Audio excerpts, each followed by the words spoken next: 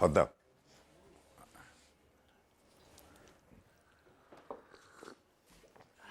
তা দেখেন ভাই, আমার এই উপকারটুকু কিন্তু আপনারে করতেই হইব। আমার ওই এক আত্মীয়া হ্যাঁ ওই পার কইরা দেওয়ানের দায়িত্ব কিন্তু আপনারে লইতে হইব। কি যে কোন মিয়া, বর্ডার পারাপারের কাম আমি আজকে ছাইড়েই দিছি। হ, দিনকাল বড্ড খারাপ, বড্ড চেকিং। হেলিগা আপনি তো জানেনই, একবার যদি ধরা পড়ছি নিকাশ 6 মাসের জেল। আর এই লেগেই তো বাড়ির লোক আমারে যাইতে দিতে চায় না। না না এই হইলে তো হইব না মিয়া। ও ভাই, বিস্কুট আছে না, দাও দেখি দুইখান। মুসমুস হইব তো, দাও।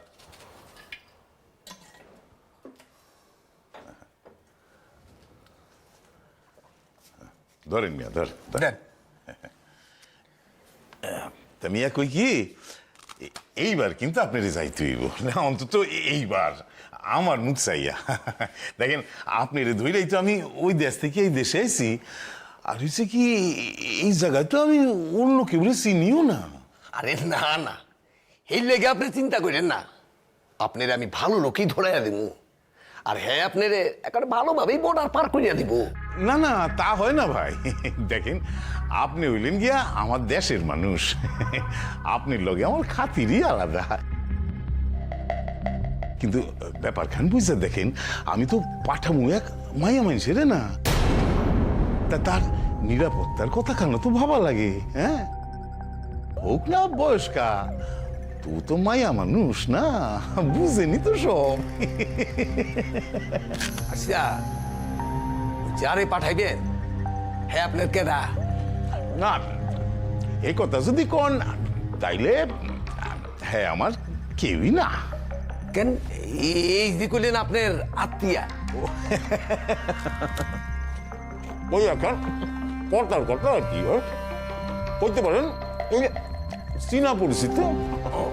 তাইছে কি, আমার এমন করে ধরছে না, আমি তাহলে এড়াইতে পারতেছি না কিছু। শোনেন, এইবারে কিন্তু একটু টেয়া পয়সা বেশি খরচা করতে হইব, মানে বুঝেনি তো, বড্ড রিক্স।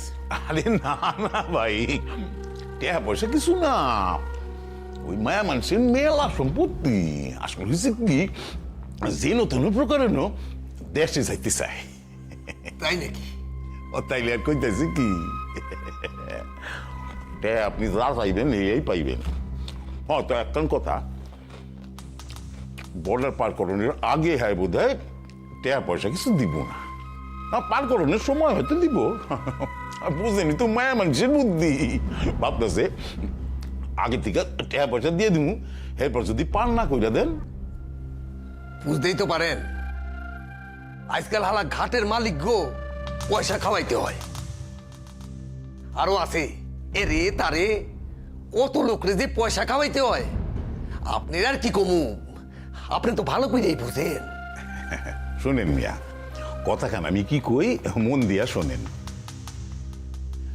আপনি এখন নিজের পকেট থেকে টাকা খরচ করেন, আরে হে মায়া মানুষ আপনার এক টাকাও মারবো না, বুঝলেন না?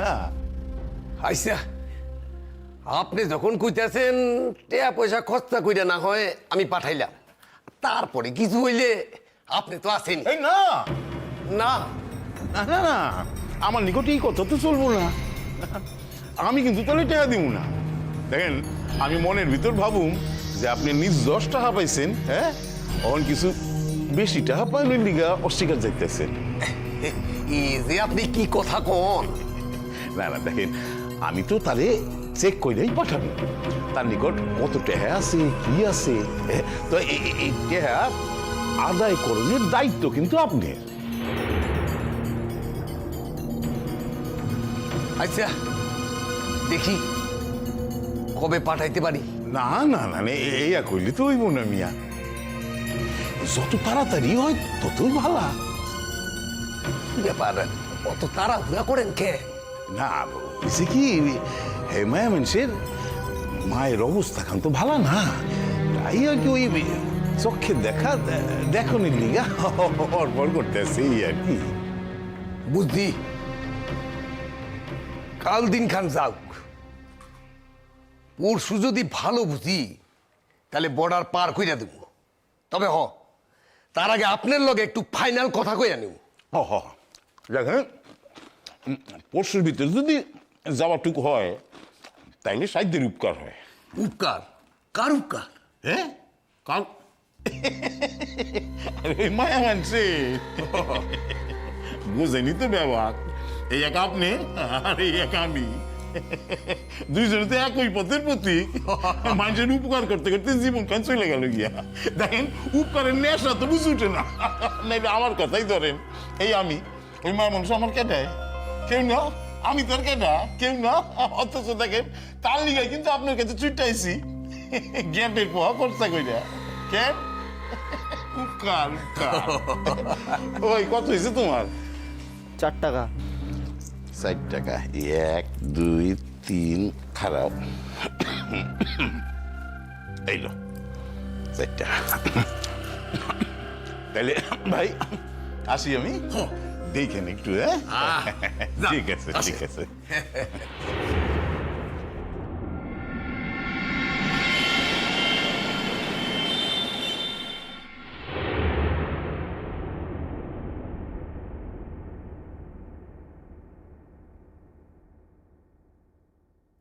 ডিয়ার সৌম্য,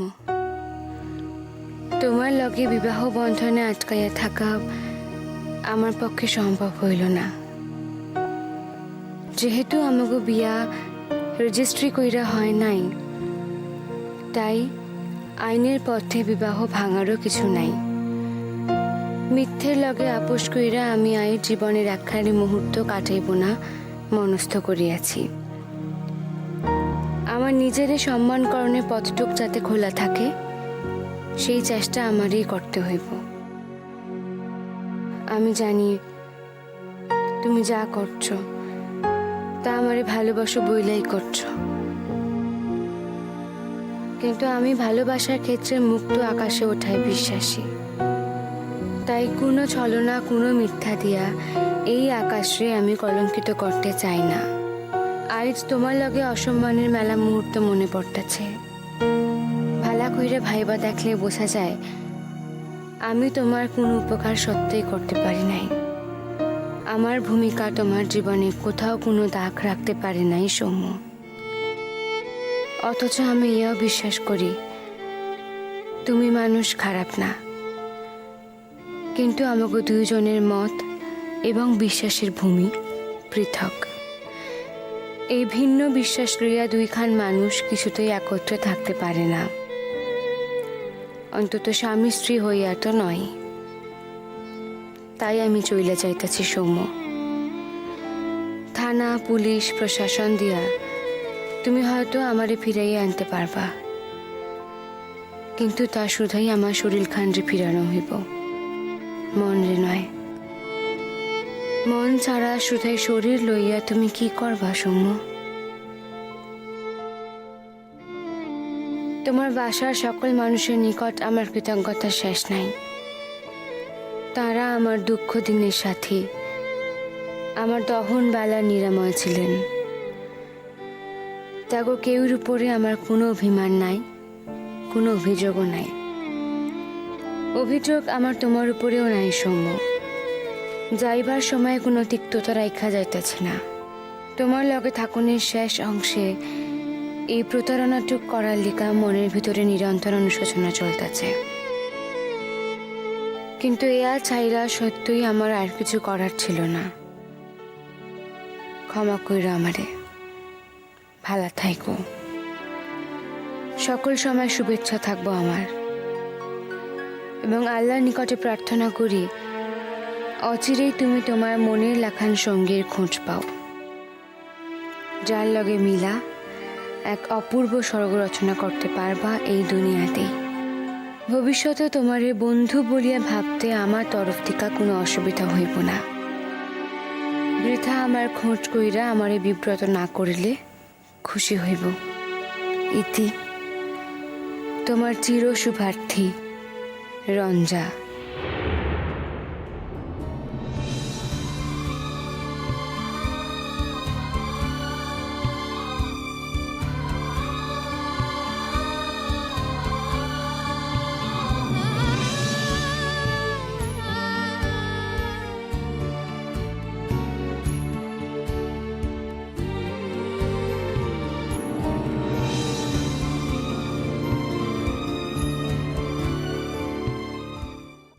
আরে কি মুশকিল, এরা সব কোথায়? আরে সৌম্য, দেরি হয়ে যাবে। আরে কি মুশকিল, আর বেশি দেরি করলে তো ফ্লাইট মিস করবে। আমি এই হচ্ছে ওদের একটা ধারা, কোথাও যাওয়ার হলে এখন লাস্ট মোমেন্ট পর্যন্ত অপেক্ষা করবে। আচ্ছা একটু আগে বেরোলে হয় না? আরে বাবা, কেন শুধু শুধু চেঁচিয়ে বাড়ি মাথায় করছো? ওরা কি জানে না ওদের প্লেন ছাড়ার টাইম? না না ওরা ভাই, ওরা কি করছে, ওরা এখানে কি করছে? আরে বাবা, আসছে ওই তো। ওই পৌঁছেই কিন্তু একটা খবর দিয়ে দেবে। ফোন করবো গিয়ে। আর শোনো, তোমরা সবাই সাবধানে থেকো।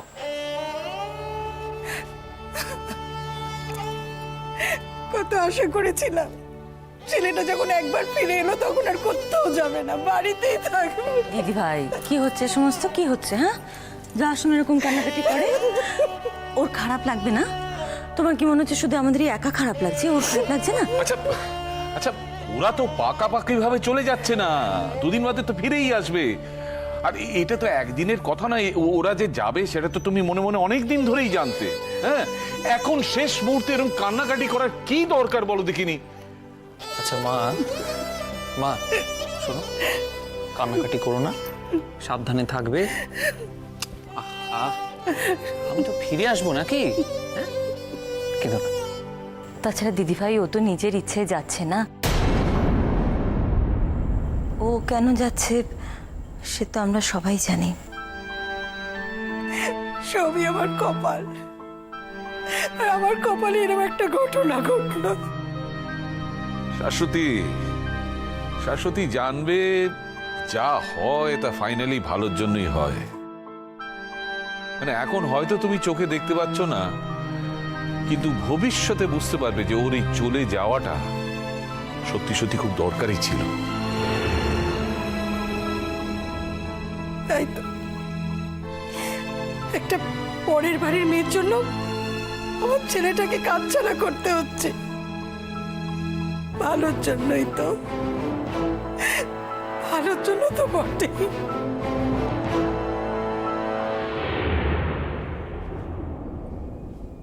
দাদা ভাই, বলছি আমি কি তোমাদের সঙ্গে এয়ারপোর্ট যেতে পারি? না না, যাস না, কোনো দরকার নেই। রাস্তায় খুব জ্যাম থাকে ফেরার পথে। আর তাছাড়া দেখ, আমি তো গিয়েই ঢুকে যাবো ভেতরে, তুই কি করবি গিয়ে? বাড়িতেই থাক বাবা। থাক বাবা, থাক থাক থাক থাক, ভালো থেকো ভালো থেকো। আর শোনো, ওই রাগকে মাথায় চড়তে দিও না, বুঝলে? সাবধানে থেকো। রঞ্জা ঠিক আর 5 জন লোকের মতো নয়, সুতরাং ওকে 5 জনের সঙ্গে বিচার করলে তাকেও ভুল বোঝা হবে, আর নিজের প্রতি তুমি তো অবিচার করবেই। আচ্ছা, ও এত দেরি করছে কেন শুধু শুধু? আমি তাড়া দেবো একবার, তখন তো দেখলাম ঘরের দরজা ভেতর থেকে বন্ধ। চেঞ্জ করছে, ও বললো তো শাড়ি পরে আসছে, এক্ষুনি এসে যাবে, এক্ষুনি এসে যাবে। শাড়ি পরতে এতক্ষণ সময় লাগে কেন যে শুধু শুধু দেরি করছে কে জানে। আমি আবার গিয়ে দেখি। হ্যাঁ, যা তো মিমি, যা ডেকে নিয়ে আয়। ও, এরপর আবার তাড়াতাড়ি গাড়ি চালাতে বলবে আর আমরা চিন্তায় মরবো। যাচ্ছি, দাঁড়াও। দীপ, বলো। সাবধানে থাকবি, ভালো করে কাজ করবি। হ্যাঁ, আর দেখ, আমি তো থাকছি না এখন, সব দায়িত্ব কিন্তু তোর ওপর। সবাইকে ভালো রাখবি যতদিন না আমি ফিরি, বুঝলি? তুমি চিন্তা করো না, আমি এখানকার ব্যাপারটা ঠিক সামলে নেব। দাদা ভাই, সাবধানে থেকো। দিদি ভাই, সৌম্য, কি হলো? রঞ্জা কোথায়? কোথায় মানে? ঘরের তো নেই, ঘরের দরজা ভেতর থেকে ভেজানো। তার মানে? মানেটা তো আমিও বুঝতে পারছি না। আচ্ছা কি মুশকিল, রঞ্জা কোথায় এই বলে হাঁকডাক করতে কোনো লাভ নেই। একটা মহিলা বাইরে বেরোবার আগে ওয়াশরুমে গেছে, এক্ষুনি এসে যাবে। আমি সব জায়গা খুঁজে দেখে এসেছি দাদা। আমি দেখছি। মিমি, চল।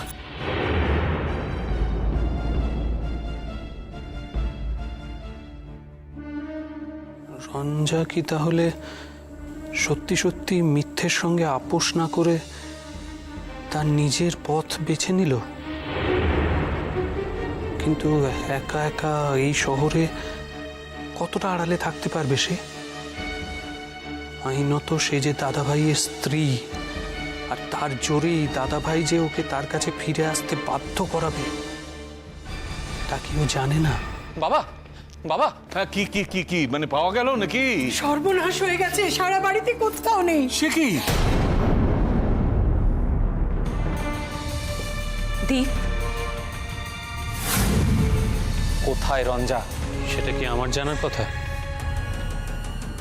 আমাকে জিজ্ঞাসা করছো কেন? জানলে যে একমাত্র তুমিই জানবে, সেই বিষয়ে আমাদের আর কোনো সন্দেহ নেই।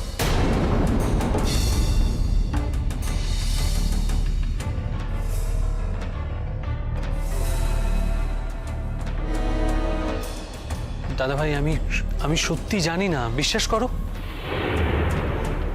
তোমাকে অবিশ্বাস করার মতো অনেক কারণ তুমি নিজেই তৈরি করেছো দীপ। বম্মা, কাউকে না বলে কোথাও চলে যাওয়ার মেয়ে তো নয়। তুমিই বোঝো, সব সময় মেয়েটা সম্পর্কে তুমি উচ্চ ধারণা পোষণ করেছো।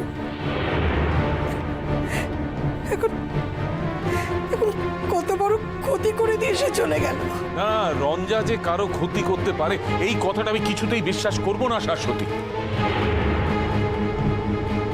ও যদি সত্যিই কোথাও চলে গিয়ে থাকে তাহলে আমাকে ধরে নিতে হবে ও নিশ্চয়ই জানে যে এতে আমাদের ভালো হবে, এতে আমার কোনো সন্দেহ নেই। কি ভালো, কি ভালো হবে বাবা?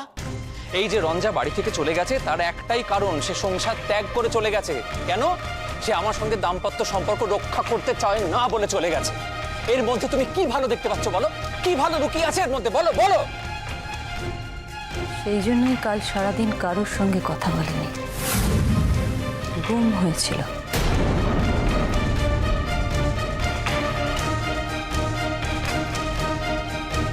তার মানে তখন থেকে মনে মনে প্ল্যানটা তৈরি করে রেখেছিল। আশ্চর্য, একই ছাদের নিচে ছিলাম অথচ এক বিন্দু বুঝতে পারলাম না।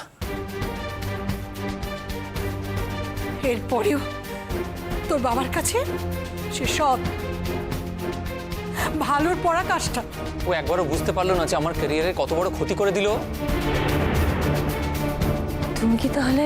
যাওয়াটা তো আমার জন্য ছিল না মিমি, ছিল ওর জন্য। ও যদি নাই যায় তাহলে আমি একা গিয়ে কি করব?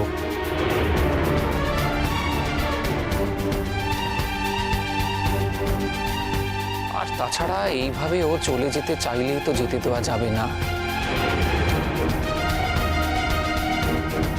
সবকিছুটা একটা হিসেব থাকে বাবা। কিসের? বাহ, ছিল না? আইন অনুযায়ী রঞ্জা হচ্ছে আমার স্ত্রী, আর ও যখন আমার স্ত্রী তখন ও এইভাবে গৃহ ত্যাগ করে চলে যেতে পারে না। দীপ, যদি এরপর প্রমাণিত হয় যে তুমি এর মধ্যে জড়িত ছিলে, তাহলে কিন্তু ভাই হিসেবে আমি তোমাকে স্পেয়ার করব না। সৌম্য, সৌম্য কোথায় যাচ্ছিস? মামা কোথায় কোথায় যাওয়া উচিত এখন মা আমার? কি মনে হয় তোমার? কি মনে হয় বলো না? সারা জীবন আমি শুধু ঠকবো, আর যে আমাকে ঠকালো তার মুখোমুখি হব না একবার?